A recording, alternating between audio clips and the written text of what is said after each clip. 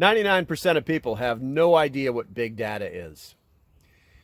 If you think you can hide, you're wrong. Stick around, and I'll tell you why.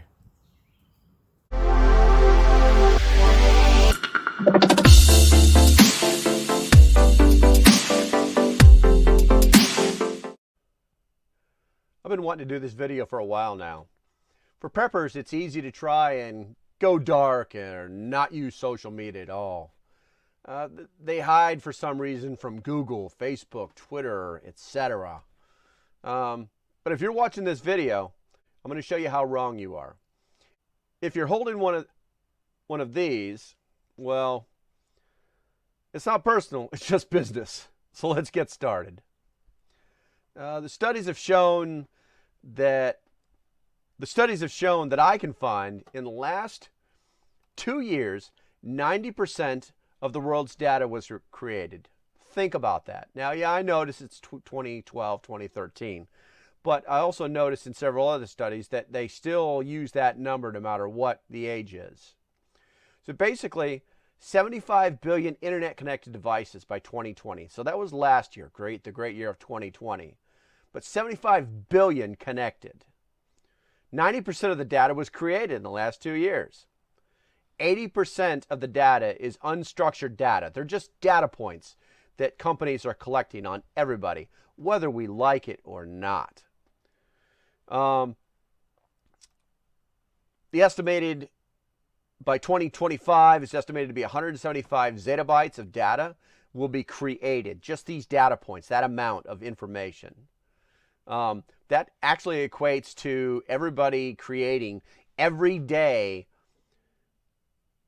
460 with 3, 6, 9, 12, 15, 18 zeros behind that. It's an unbelievable amount of data.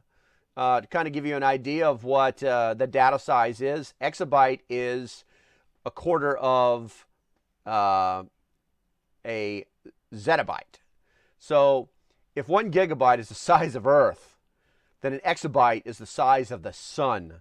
That's how much data we're talking about. It's so hard to quantify and make people understand how big that information really is. So you can reference this chart later if you want to, but we're going to move along.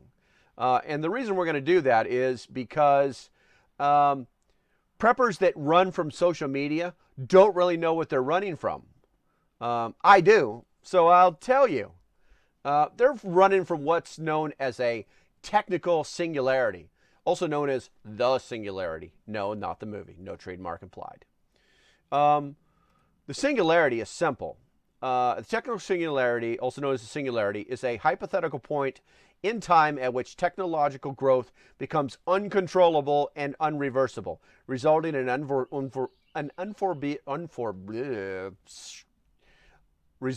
in unforeseeable changes to human civilization.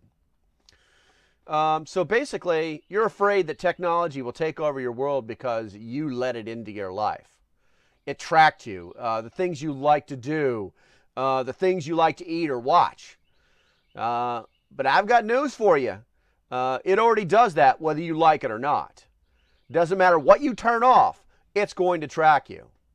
And if you own, or if you're using a free platform, any app, anything that's free, especially if it's on your phone, that's big data and big tech, and you are the product. So it's storing all your data to perform what's called an analytical prediction of you. This happened today. It seems to me that in the guise of giving consumers what they want, a lot of our social media platforms first use surveillance to identify a person's hot buttons, and then they use algorithms to show that person stuff that pushes those hot buttons. This is called, as you know, optimizing for engagement. The social media platform wants a person to visit its platform early and often. That's how it makes more money advertising. In any event, when that person that we're talking about, as a result of those algorithms, gets all revved up with no place to go, he posts something outrageous. Not every time, but quite frequently.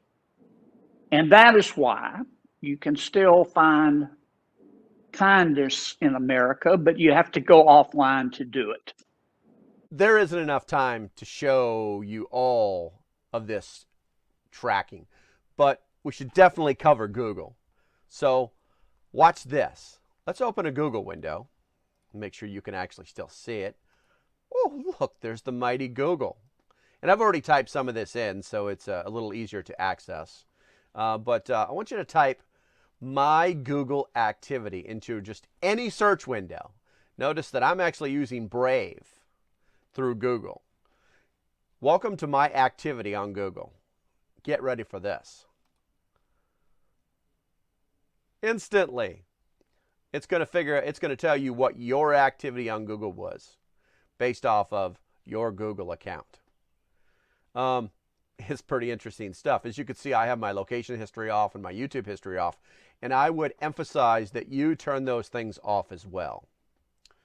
But we have an app activity. You can turn that stuff off as well. But let's look at what Google's actually looking at, and you should be looking at this too. So basically, every time you went to a Google search, every time you went to the Play Store, every time your app that you have through the Play Store updated, it's going to show that that actually happened, when it happened, your physical location as to how it happened. Let's see here, google.com. Oh, look, I went to directions to a subway. I went to Mallory's Wharf Road in Virginia. Where are we at here? Let's find something else. Let's go item view. And my views by item. And this isn't just Google. This is App Manager notifications showing me, oh, look, Google Maps. Something just happened with Google Maps. What do we got here? Restaurants that I looked for. What do we got here? Visited, click serve, dart search. Gee, I wonder what that is. Let's see what that is. That was an actual ad that I clicked on because I was interested in it. Let's see what pops up. Oh, look, it's Walmart. Oh, magical. So what I would ask you to do is go ahead and look through this and see what what's they're tracking for you. And turn all this stuff off. You can instantly do it. We just go burp and we turn it on, we turn it off. And now it's up. Oh, pause web and app activity. Pausing web may limit or disable more personalized experiences. Let's just go ahead and pause that so that, yeah, there we go. Got it. And then we go back. Now it's all turned off. So I recommend that you do that. Now you know that. But let's just go ahead and close for now. I can't tell you what big data data is going to do for you, or if it will make your life better. What I can tell you is that if you're hiding from it, or you're trying to minimize its access into your life, you're wrong. Because if you're holding one of these, yeah, it's listening to you. It's no joke. It's listening to you. We all know it. You're not hiding from anybody. You have to look at this tactically. Sun Tzu tells us to know our enemy.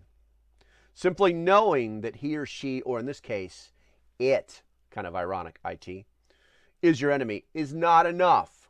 You must understand your enemy. Hiding from it allows it to know you and you to not know it.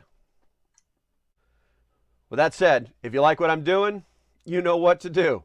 As usual, stay safe, and I'll see you in the next one.